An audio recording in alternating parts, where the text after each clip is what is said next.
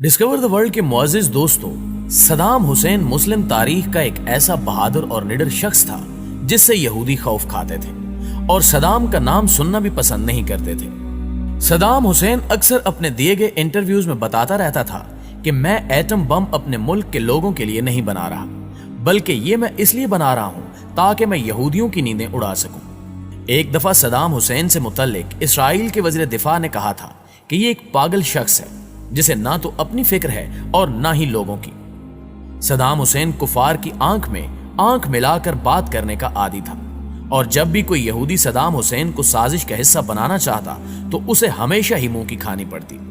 दोस्तों, यही वो हुक्मरान था जो एक खातून की फरियाद पर इसराइल पर चढ़ दौड़ा था और इसराइल के दारुल हुकूमत पर 40 मिसाइल दाग दिए थे।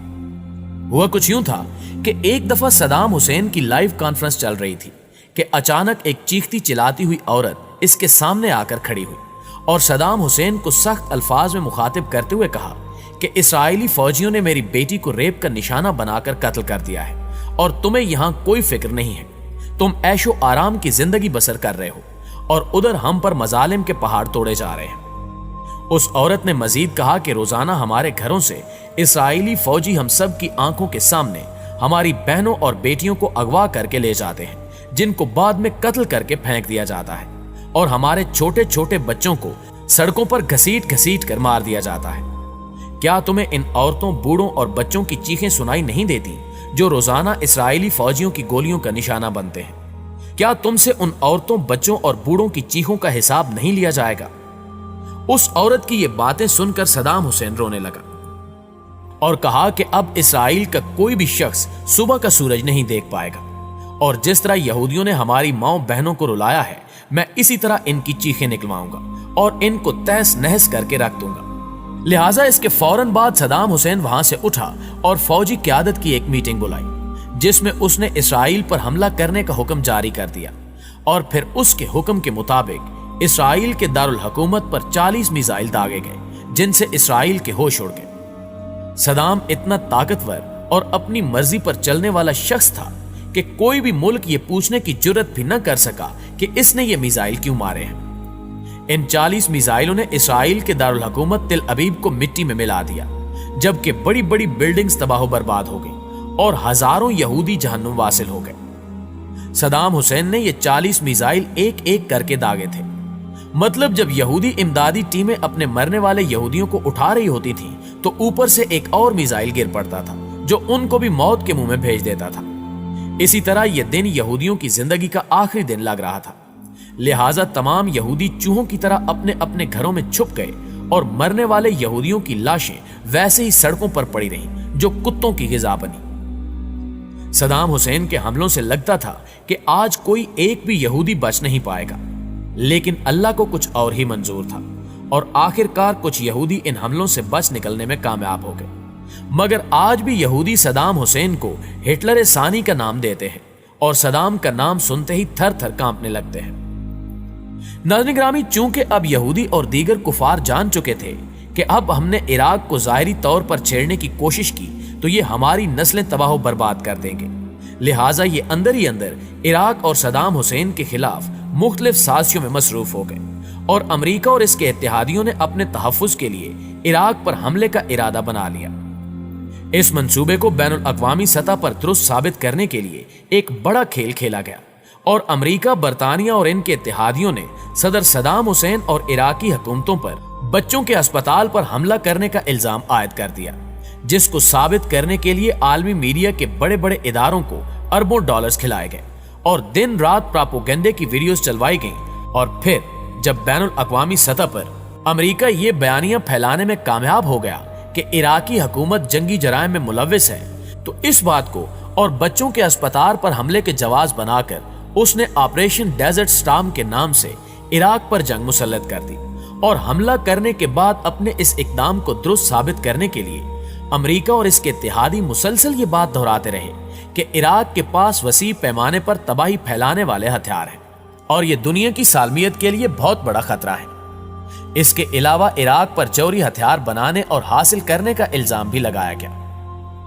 फरवरी 2003 में अमेरिका और इसके इत्तेहादियों ने इराक पर दूसरा हमला किया और इराक पर कब्जा कर लिया। लेकिन अपने किसी भी इल्जाम को साबित करने में नाकाम रहे। अलबत्ता अमेरिका और इसके इत्तेहादी खित्ते में अपने मुफादात को तहफ्फुज़ फराहम करने में कामयाब हो गए। उस कब्जे के बाद 14 दिसंबर 2003 में सदाम हुसैन गिरफ्तार हुआ, जिसके बाद उस पर 148 अफराद के कत्ल का इल्जाम लगाकर मुकदमा बनाया गया और इराक में अमेरिका के जेर असर अदालत में सदाम हुसैन के मुकदमे की समाअत का आगाज हुआ, जहां सदाम हुसैन ने उस अदालत को एक अमेरिकी कब्जे का हथियार करार दिया। उस मुकदमे के जज ने जब अमेरिकी सरकार की मर्जी का फैसला देने से इनकार किया तो उस जज को मुल्जिम से हमदर्दी रखने के इल्जाम में बरतरफ कर दिया गया और एक नया जज आ गया, जिसने मुकदमे के आखिरी मराहिल की समाअत की, जबकि इस तमाम तर अदालती कार्रवाई के दौरान सदाम हुसैन अमेरिकी तहवील में रहा और मुकदमे की समाअत के दौरान सदाम हुसैन के 3 वकीलों को भी कत्ल किया गया, जिस पर सदाम हुसैन ने भूख हड़ताल की।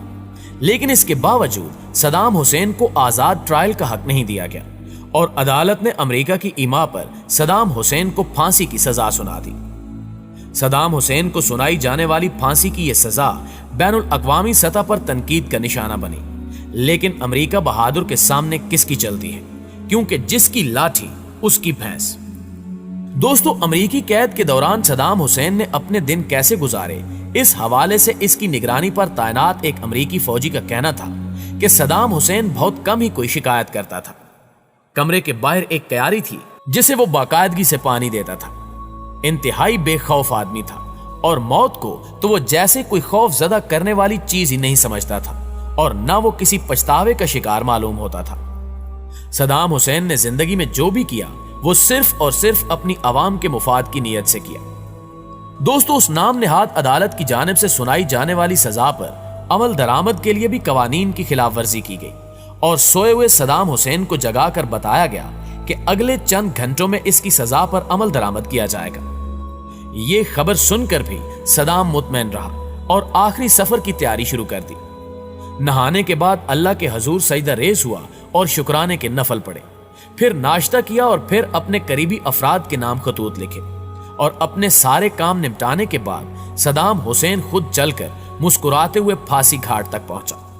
दोस्तों, सदाम हुसैन के आखिरी वक्त में लिखे गए खतूत में एक खत ऐसा भी था जो उसने अपनी बेटी के नाम लिखा था और वो खत भी अब मंजरे आम पर आ चुका है। सदाम हुसैन ने उस खत में लिखा था कि मुझे पूरा यकीन है कि ये लोग मेरी मौत के मंसूबे पर काम कर रहे हैं, ताहम अल्लाह जो चाहे करता है और वो हर चीज पर कादिर है।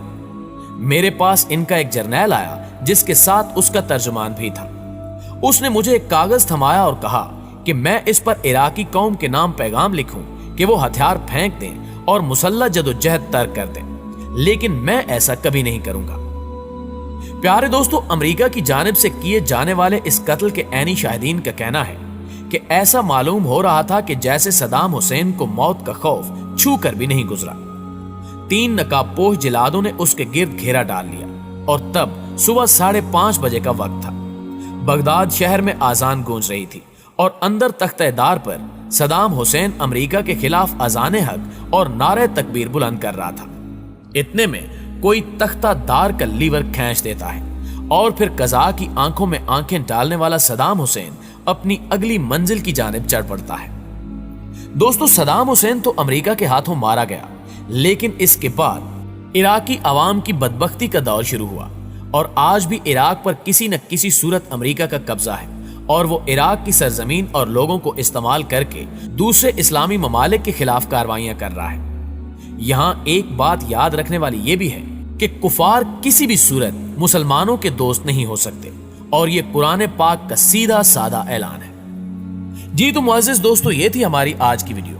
हमें हमेशा की तरह आज भी उम्मीद है कि आज की वीडियो आपको बेहद पसंद आई होगी। इंशाल्लाह आपसे मुलाकात होती है अगली वीडियो में। तब तक अपना और अपने प्यारों का ढेर सारा ख्याल रखिए। अल्लाह निगहबान।